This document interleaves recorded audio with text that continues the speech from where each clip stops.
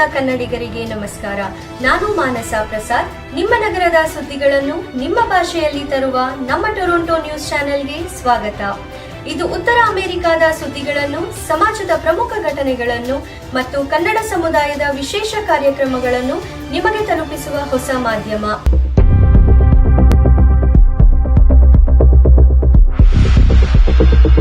ಮುಖ್ಯಾಂಶಗಳು: ವಿವಿಧ ಕನ್ನಡ ಸಂಘಗಳಿಂದ ಕರ್ನಾಟಕ ರಾಜ್ಯೋತ್ಸವದ ಆಚರಣೆ, ಸಾಂಸ್ಕೃತಿಕ ಕಾರ್ಯಕ್ರಮಗಳೊಂದಿಗೆ ಕನ್ನಡ ಭಾಷೆ ಸಂಪ್ರದಾಯಗಳ ಮಿಲನ. ಇಮಿಗ್ರೇಷನ್ ಸಚಿವ ಮಾರ್ಕ್ ಮಿಲ್ಲರ್ ರಿಂದ ಹೊಸ ಯೋಜನೆಯ ಘೋಷಣೆ. 2025-26 ವೇಳೆಗೆ ತಾತ್ಕಾಲಿಕ ನಿವಾಸಿಗಳ ಜನಸಂಖ್ಯೆಯನ್ನು 5% ರಷ್ಟು ಕಡಿಮೆ ಮಾಡುವ ಗುರಿ. ಕೆನಡಾದ ಸಂಸತ್ತಿನ ಸದಸ್ಯರಾದ ಚಂದ್ರ ಆರ್ಯ ರವರಿಂದ ಕೆನಡಾದ ಸಂಸತ್ತಿನಲ್ಲಿ ಯುವಕರಿಗೆ ವಿಶೇಷ ಪ್ರವಾಸ ಮತ್ತು ಕಾರ್ಯಾಗಾರ.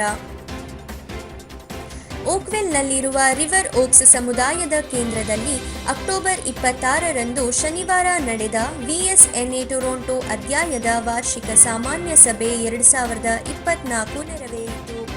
ಈ ಕಾರ್ಯಕ್ರಮವು ವಿಶ್ವಗುರು ಬಸವೇಶ್ವರರ ಪೂಜೆಯೊಂದಿಗೆ ಪ್ರಾರಂಭವಾಯಿತು. ಸಮುದಾಯದ ಪರಂಪರೆಯನ್ನು ಪ್ರದರ್ಶಿಸುವ ಸಾಂಸ್ಕೃತಿಕ ಚಟುವಟಿಕೆಗಳು, ಸಂಗೀತ ಮತ್ತು ನೃತ್ಯ ಪ್ರದರ್ಶನಗಳಿಂದ ಕೂಡಿದ ಕಾರ್ಯಕ್ರಮವು ಸಂಜೆ ವಿಶೇಷವಾದ ಗರ್ಭಾ ನೃತ್ಯದೊಂದಿಗೆ ಸಮಾಪ್ತಿಗೊಂಡಿತು. ರುಚಿಕರವಾದ ಭೋಜನವು ಸಂತೋಷಕರ ಸಂಜೆಗೆ ಪರಿಪೂರ್ಣವಾದ ಅಂತ್ಯವಾಗಿತ್ತು. 27ರಂದು ಬ್ರಾಂಪ್ಟನ್ನಲ್ಲಿರುವ ಗ್ರ್ಯಾಂಡ್ ಎಂಪೈರ್ ಬ್ಯಾಂಕ್ವೆಟ್ ಮತ್ತು ಕನ್ವೆನ್ಷನ್ ಸೆಂಟರ್ನಲ್ಲಿ ಒಂಟಾರಿಯೋ ಕೊಂಕಣಿ ಅಸೋಸಿಯೇಷನ್ ಆಯೋಜಿಸಿದ್ದ ಆಮ್ಚಿ ದೀಪಾವಳಿ ಕಾರ್ಯಕ್ರಮವು ಜರುಗಿತು. ಸಾಂಸ್ಕೃತಿಕ ಚಟುವಟಿಕೆಗಳು, ಸಂಗೀತ ಮತ್ತು ನೃತ್ಯ ಪ್ರದರ್ಶನಗಳು, ನಾಟಕ ಮುಂತಾದವುಗಳಿಂದ ತುಂಬಿದ ಈ ಕಾರ್ಯಕ್ರಮವು ಬೆಳಗ್ಗಿನಿಂದಲೇ ಪ್ರಾರಂಭವಾಯಿತು.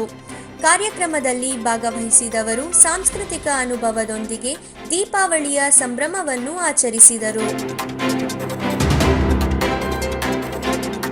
ಕೆನಡಾದ ಸಂಸತ್ತಿನ ಸದಸ್ಯರಾದ ಕನ್ನಡಿಗ ಗೌರವಾನ್ವಿತ ಶ್ರೀ ಚಂದ್ರ ಆರ್ಯ ರವರು ಕೆನಡಾದ ಸಂಸತ್ತಿನಲ್ಲಿ ಯುವಕರಿಗೆ ಅವಕಾಶಗಳ ಕುರಿತು ವಿಶೇಷ ಪ್ರವಾಸ ಮತ್ತು ಕಾರ್ಯಾಗಾರವನ್ನು ಅಕ್ಟೋಬರ್ 26ರಂದು ಆಯೋಜಿಸಿದ್ದರು.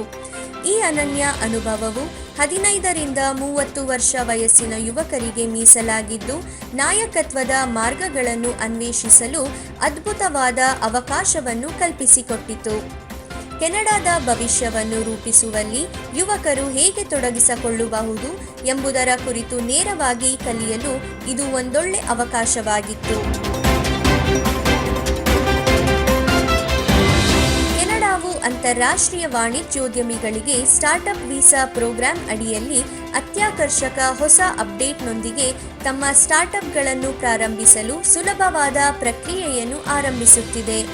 3 ವರ್ಷಗಳವರೆಗೆ ಮಾನ್ಯವಾಗಿರುವ ಓಪನ್ ವರ್ಕ್ ಪರ್ಮಿಟ್ಗಳ ಪರಿಚಯವು ಸ್ಟಾರ್ಟ್ಅಪ್ ಸಂಸ್ಥಾಪಕರಿಗೆ ಗೇಮ್ ಚೇಂಜರ್ ಆಗಿದ್ದು, ಇದು ತಮ್ಮ ಕಾಯಂ ನಿವಾಸ ಅರ್ಜಿ ಪ್ರಕ್ರಿಯೆಗೊಳಿಸಲು ಕಾಯುತ್ತಿರುವಾಗ ಹೆಚ್ಚಿನ ನಮ್ಯತೆಯನ್ನು ಅನುಮತಿಸುತ್ತಿದೆ. ಅರ್ಜಿದಾರರು ಸಂಗಾತಿಗಳು ಓಪನ್ ವರ್ಕ್ ಪರ್ಮಿಟ್ ಅರ್ಜಿ ಸಲ್ಲಿಸಬಹುದು ಮತ್ತು ಅವಲಂಬಿತರು ಸ್ಟಡಿ ಪರ್ಮಿಟ್ಗಳ ಅರ್ಜಿ ಸಲ್ಲಿಸಬಹುದಾಗಿದೆ. ಉದ್ಯೋಗದಾತರ ನಿರ್ದಿಷ್ಟ ಕೆಲಸದ ಪರವಾನಗಿಗಾಗಿ ಅಕ್ಟೋಬರ್ 3, 2024 ಮೊದಲು ಅರ್ಜಿ ಸಲ್ಲಿಸಿದ ಅರ್ಜಿದಾರರಿಗೆ ಈ ಹೊಸ ಕಾರ್ಯಕ್ರಮದ ಅಡಿಯಲ್ಲಿ ಹೊಸ ಅರ್ಜಿಯನ್ನು ಸಲ್ಲಿಸುವ ಮತ್ತು ಶುಲ್ಕವನ್ನು ಪಾವತಿಸಲು ಸಲಹೆ ನೀಡಲಾಗಿದೆ. IRCC ಇಮಿಗ್ರೇಷನ್, ರೆಫ್ಯೂಜೀಸ್ ಮತ್ತು ಸಿಟಿಸನ್ಶಿಪ್ ಸಚಿವ ಮಾರ್ಕ್ ಮಿಲ್ಲರ್ 2025-27 ವಲಸೆ ಮಟ್ಟದ ಹೊಸ ಯೋಜನೆಯನ್ನು ಘೋಷಿಸಿದರು. ಈ ಯೋಜನೆಯು ಮೊದಲ ಬಾರಿಗೆ ಅಂತಾರಾಷ್ಟ್ರೀಯ ವಿದ್ಯಾರ್ಥಿಗಳು ಮತ್ತು ವಿದೇಶಿ ಕೆಲಸಗಾರರು ಹಾಗೂ ಕಾಯಂ ನಿವಾಸಿಗಳು ಸೇರಿದಂತೆ ತಾತ್ಕಾಲಿಕ ನಿವಾಸಿಗಳಿಗೆ ನಿಯಂತ್ರಿತ ಗುರಿಗಳನ್ನು ಹೊಂದಿಸುತ್ತಿದೆ. ಹೊಸ ಯೋಜನೆಯ ಅನ್ವಯ 2025ರಲ್ಲಿ ಕಾಯಂ ನಿವಾಸಿಗಳ ಸಂಖ್ಯೆಯನ್ನು 3,95,000ಕ್ಕೆ ಇಳಿಸುತ್ತದೆ. 2026ರಲ್ಲಿ 3,80,000 ಹಾಗೂ 2027ರಲ್ಲಿ 3,65,000ಕ್ಕೆ ಮತ್ತಷ್ಟು ಕಡಿತಗೊಳಿಸಲಾಗುತ್ತದೆ. ಹೆಚ್ಚುವರಿಯಾಗಿ ಯೋಜನೆಯು 2026ರ ಅಂತ್ಯದ ವೇಳೆಗೆ ತಾತ್ಕಾಲಿಕ ನಿವಾಸಿಗಳ ಜನಸಂಖ್ಯೆಯನ್ನು 5% ರಷ್ಟು ಕಡಿಮೆ ಮಾಡುವ ಗುರಿಯನ್ನು ಹೊಂದಿದೆ. ವಸತಿ, ಮೂಲಸೌಕರ್ಯ ಮತ್ತು ಸಾಮಾಜಿಕ ಸೇವೆಗಳ ಮೇಲಿನ ಒತ್ತಡವನ್ನು ನಿವಾರಿಸಲು ಈ ನಿರ್ಧಾರ ಕೈಗೊಳ್ಳಲಾಗಿದೆ ಎನ್ನಲಾಗಿದೆ.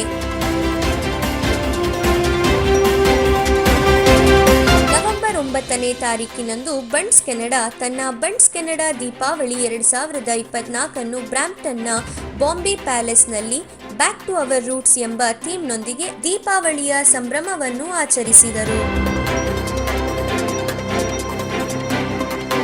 ನವೆಂಬರ್ 3 ಭಾನುವಾರ ಲೋಕ ಸಂಘಟನೆಯು ಕನ್ನಡ ರಾಜ್ಯೋತ್ಸವವನ್ನು ಸಂಭ್ರಮದಿಂದ ಆಚರಿಸಿದರು.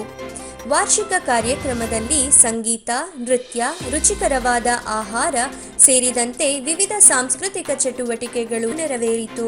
ಇದು ಕನ್ನಡ ಭಾಷೆ, ಸಂಪ್ರದಾಯ ಮತ್ತು ಸಮುದಾಯದ ಮನೋಭಾವವನ್ನು ಆಚರಿಸಲು ಮತ್ತು ಗೌರವಿಸಲು ಒಂದೊಳ್ಳೆ ಅವಕಾಶವಾಗಿತ್ತು. ಟೊರೊಂಟೊದ ಕೊಂಕಣ ಸಂಸ್ಥೆಯು ನವೆಂಬರ್ 16ರಂದು ನಾರ್ತ್ ಯಾರ್ಕ್ನ ಸೇಂಟ್ ಫಿಲಿಪ್ ನೇರಿ ಕ್ಯಾಥಲಿಕ್ ಚರ್ಚ್ನಲ್ಲಿ ಹಿರಿಯರ ದಿನ ಕಾರ್ಯಕ್ರಮವನ್ನು ಆಯೋಜಿಸಿದೆ. ಈ ಕಾರ್ಯಕ್ರಮವು 60 ಮತ್ತು ಅದಕ್ಕಿಂತ ಹೆಚ್ಚಿನ ವಯಸ್ಸಿನ ವ್ಯಕ್ತಿಗಳಿಗೆ ಆಯೋಜಿಸಲಾಗಿದ್ದು, ಭಾಗವಹಿಸುವವರು ಕೊಂಕಣಿ ಮಾಸ್ ಹಾಗೂ ಹಣಕಾಸು, ಆರೋಗ್ಯ ಮತ್ತು ಕುಟುಂಬ ವಿಷಯಗಳ ಕುರಿತು ಉದ್ಯಮದ ತಜ್ಞರ ನೇತೃತ್ವದಲ್ಲಿ ಸೆಷನ್ಗಳು ಮತ್ತು ಇವೆಂಟ್ನ ನಂತರ ರುಚಿಕರವಾದ ಊಟವನ್ನು ಒಳಗೊಂಡಂತೆ ವಿವಿಧ ಚಟುವಟಿಕೆಗಳನ್ನು ಆನಂದಿಸುವ ನಿರೀಕ್ಷೆಯಿದೆ. ಕನ್ನಡ ರಾಜ್ಯೋತ್ಸವ ಮತ್ತು ದೀಪಾವಳಿಯ ಆಚರಣೆಯ ಪ್ರಯುಕ್ತ ವ್ಯಾಂಕೋವರ್ ಕನ್ನಡ ಕೂಟವು ನವೆಂಬರ್ 16ರಂದು ಬರ್ನಬಿಯ ಮೈಕಲ್ ಜೆ ಫಾಕ್ಸ್ ಥಿಯೇಟರ್ನಲ್ಲಿ ಕಾರ್ಯಕ್ರಮವನ್ನು ಆಯೋಜಿಸುತ್ತದೆ. ಈ ಸಾಂಸ್ಕೃತಿಕ ಕಾರ್ಯಕ್ರಮವು ಕರ್ನಾಟಕದ ಶ್ರೀಮಂತ ಜನಪದ ಸಂಪ್ರದಾಯಗಳು, ಸಂಗೀತ ಹಾಗೂ ಕಲೆಗಳ ಪ್ರದರ್ಶನಗಳಿಂದ ತುಂಬಿದ ಕರ್ನಾಟಕದ ಪರಂಪರೆ ಹಾಗೂ ದೀಪಾವಳಿ ಹಬ್ಬದ ಉತ್ಸಾಹವನ್ನು ಪ್ರದರ್ಶಿಸಲಿದೆ. ಆಲ್ ಓಕೆ ಹೆಸರಾಂತ ಕನ್ನಡ ರ್ಯಾಪರ್ ಯುಎಸ್ಎನಲ್ಲಿ ತಮ್ಮ ಮುಂಬರುವ ಸಂಗೀತ ಪ್ರವಾಸವನ್ನು ಘೋಷಿಸಲು ಥ್ರಿಲ್ ಆಗಿದ್ದಾರೆ. ಪ್ರವಾಸವು ಪ್ರಮುಖ ನಗರಗಳಾದ್ಯಂತ ಲೈವ್ ಕಾನ್ಸರ್ಟ್ಗಳ ಸರಣಿಯನ್ನು ಒಳಗೊಂಡಿರುತ್ತದೆ. ಅಭಿಮಾನಿಗಳಿಗೆ ಅವರ ಕ್ರಿಯಾತ್ಮಕ ಪ್ರದರ್ಶನಗಳನ್ನು ಹಾಗೂ ರ್ಯಾಪ್ ಮತ್ತು ಸಾಂಸ್ಕೃತಿಕ ಸಂಗೀತದ ಅನನ್ಯ ಮಿಶ್ರಣವನ್ನು ಅನುಭವಿಸಲು ಅವಕಾಶವನ್ನು ನೀಡುತ್ತದೆ.